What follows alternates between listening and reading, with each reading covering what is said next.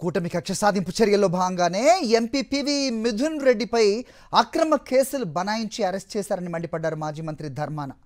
Rajahmundry central జైల్లో మిథున్ రెడ్డితో ధర్మాన ప్రసాదరావు అలాగే ఎమ్మెల్యే విరూపాక్ష ములాఖాత్ అయ్యారు.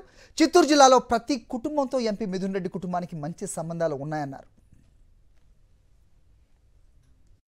రాష్ట్రంలో నిందితులు అనేటట్టుగా దోషులు అనేటట్టుగా ప్రచారం చేస్తూ ఉన్నారు.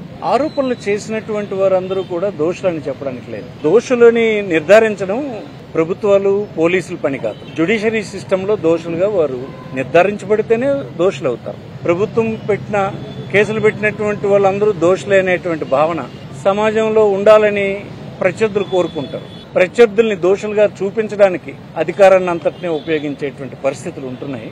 అర్థం చేసుకోవాలని కోరుకుంటున్నాను. ధైర్యంగా ఈ రాష్ట్రంలో ఉండేటువంటి పరిస్థితులను ఎదుర్కోవడానికి సిద్ధంగానే ఉన్నాడు. కోర్టులో అతనికి బెయిల్ వస్తుందన్నటువంటి అభిప్రాయంతో ఉన్నాడు. వారందరికీ, ఆ కుటుంబానికి అందరికీ మేము అండగా ఉంటామని చెప్పడం జరిగింది.